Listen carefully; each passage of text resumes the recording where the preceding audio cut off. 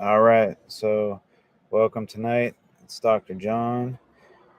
We are hosted up, as I mentioned last night, at Torrey Pines, right on the coast this evening.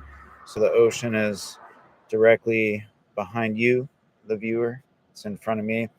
Maybe you can hear some of the ocean waves. I don't know what that's going to do to the video quality, but we're going to check it out. If the video sucks in terms of the audio, we'll just redo it tomorrow and I'll keep the window closed.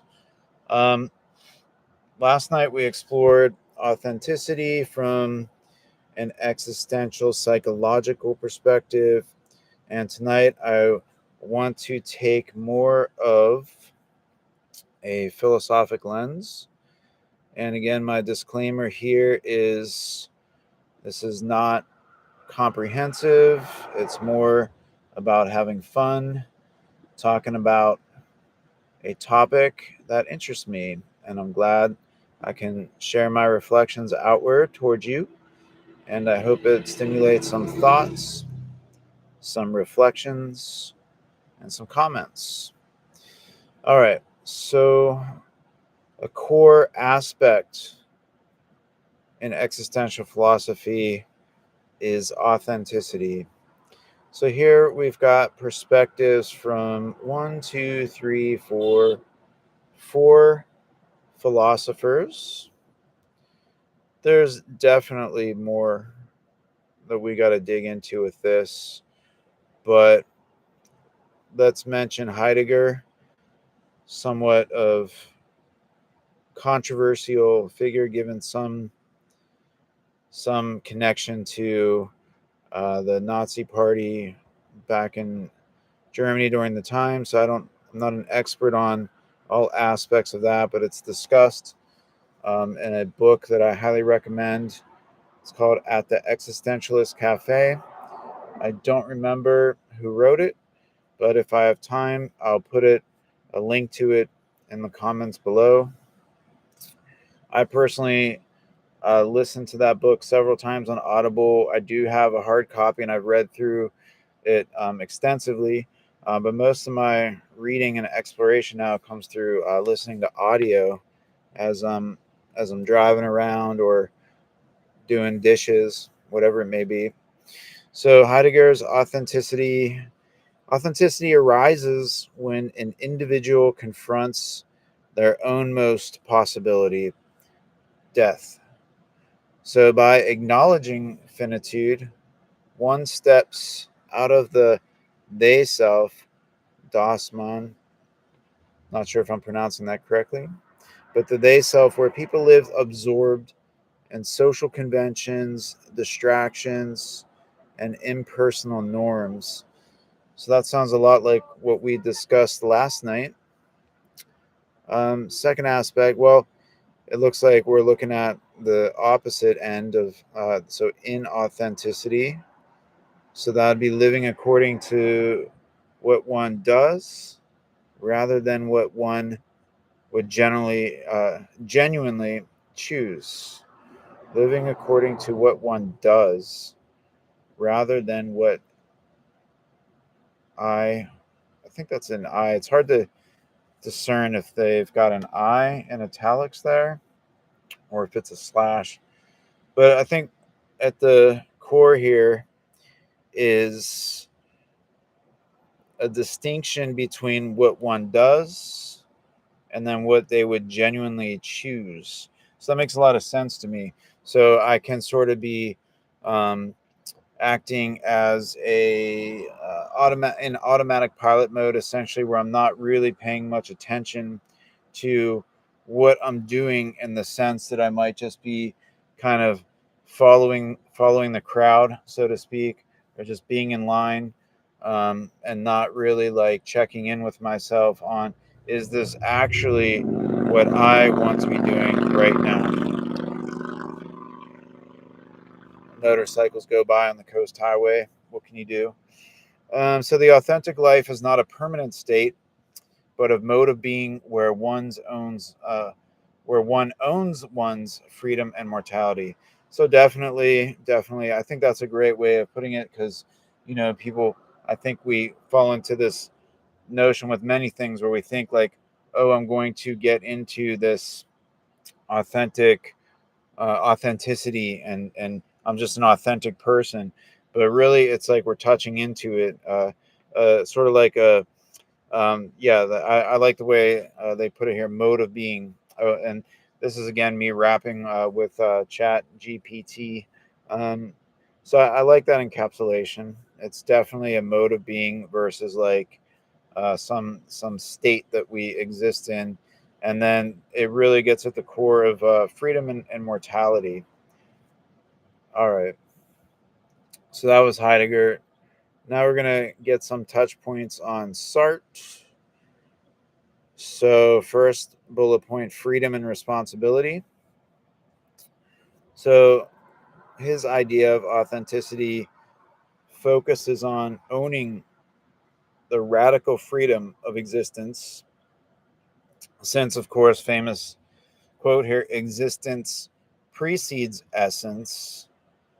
So there's no, and again, this gets at that concept of thrownness. I think like being thrown into the world, right? We we come into existence, and then we have the marvelous task ahead of us of kind of ordering up our experience, and then really kind of cultivating this the essence.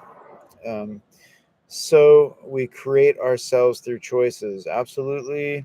And again, we talked um, last night about being sometimes operating within some kind of system, and those systems are very powerful. So we're definitely going to have to delve into that. And one of my favorite concepts here comes next, where Sartre talks about bad faith. So this is denying or fleeing from this freedom, blaming fates, roles, determinism for one's predicament, if you will, or the condition one finds oneself in. So it's again, we got to get out of that mode and take ownership. Like I play a role, and I think I mentioned last night, constant reflection for me. Like what am I bringing to the table? I've got my flaws, and sometimes they get the better of me, but it's trying to be committed to waking up, essentially, as we can all be prone to uh, slip into automaticity. So then of course, uh, authenticity from Sartre's standpoint, living in full awareness of freedom while not deceiving oneself about being determined or fixed. So living in full awareness of freedom while not. Okay. So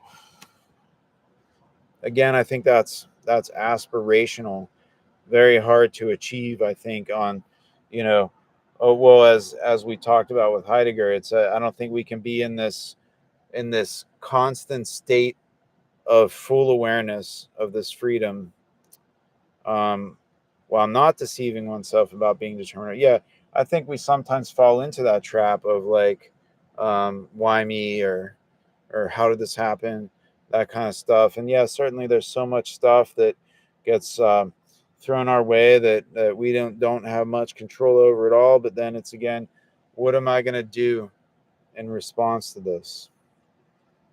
All right, so we'll leave it at that with Sartre, and then Kierkegaard. So, Kierkegaard is someone that I really want to do a deep dive into. I think like I resonate with him, just because he talks about things like despair. Either or is one of the titles of one of his books, and he's got a spiritual view more. I think, is he Christian? I don't remember. I think he was. So somebody correct me in the comments. So subjective truth. Authenticity for Kierkegaard is tied to passionately embracing one's existence before God. So that's adding in God as an interesting element, because it's sort of by implication takes, where my mind goes is like we're now beyond the self, beyond myself, beyond like it's. maybe part of existence, intertwined. I believe in the notion of immanence and transcendence. So the divine or spirit or God being eminently threaded through all of existence, like on a molecular level or something like that, and then also transcendent, going beyond, here and beyond. Um, okay, so despair arises when one avoids or denies their true self. Yeah, I talked about that last night in terms of my own journey. Definitely found myself in despair. Um, really trying to wake up every day into that mode of like, all right, true self today, and then authenticity being a self before God, grounded in faith and inwardness. So I like there's an inwardness, but um, I think it's both. It's inward and outward, like awareness on both fronts. We need the inner the inner awareness to, I think, figure out what authenticity is. Who am I? What is my essence? How am I ordering up myself in this world? And then also, um, being able to be attuned to the external world as well via the sensory experience. Right now I hear the beautiful sound of the ocean. I can see the breaking waves. So sound, sight, um, smelling. I can smell some ocean air. It's not really strong.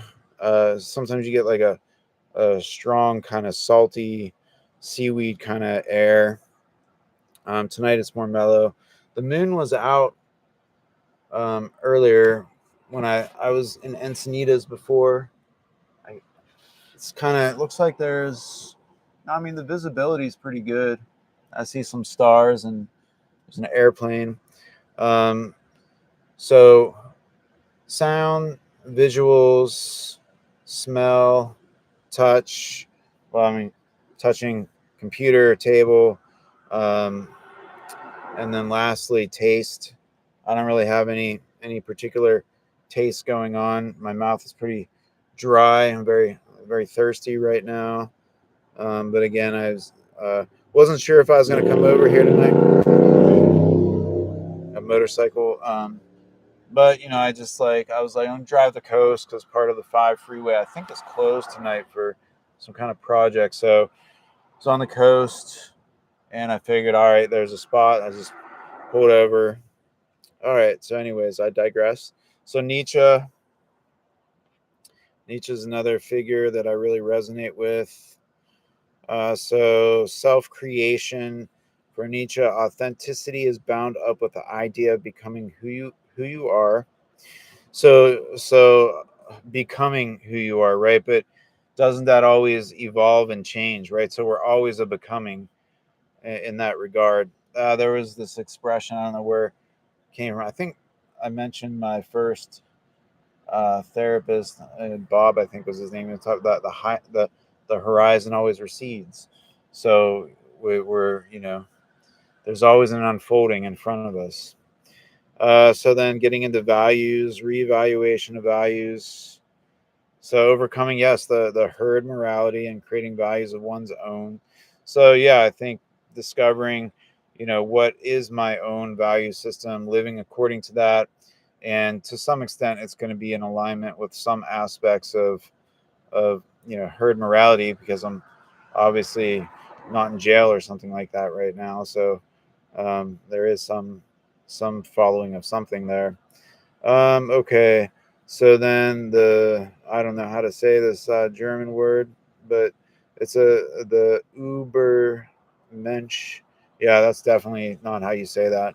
But anyways, it's a figure of authenticity who affirms life and creates meaning in a godless universe. So Nietzsche, um, it talks about the godless, right? And Kierkegaard, in their hand, is pointing towards God. So creating meaning where the universe might be indifferent or not have some sort of like divine order going on.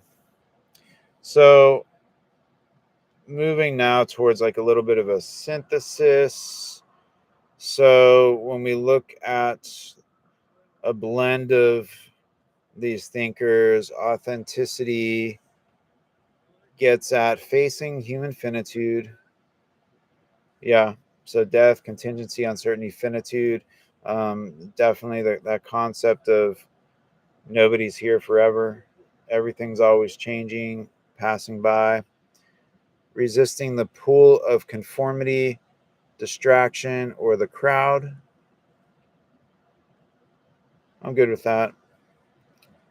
Resisting. Oh, I think it's not just resisting, right? But it's also you're at the same time like creating.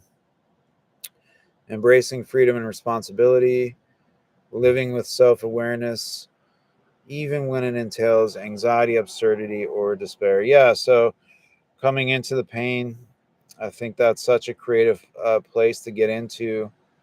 Um, I've also generated via AI this comparative view in a table format.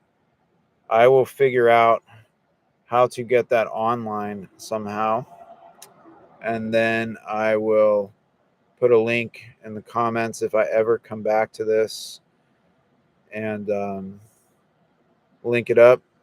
Sort of taking the approach of like, I remember reading about, I think it was Abraham Maslow, where he was like, I'll just come up with maybe he wasn't like this his whole career, I don't know, but I'll just generate the ideas. Other people can research it or whatever. And again, as I mentioned, kind of like this channel, like I'm trying to just be like more more of like beat poetic style of just like we're just gonna put stuff out there.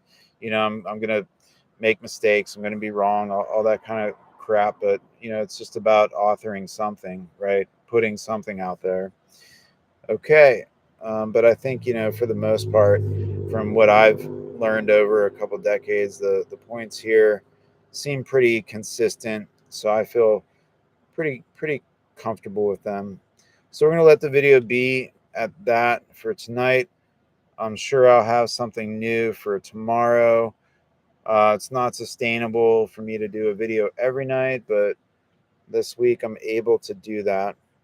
And it's a pleasure to do Psych in the Van. I feel very grateful for this experience, to be able to be with the beautiful Pacific Ocean, beautiful melody tonight.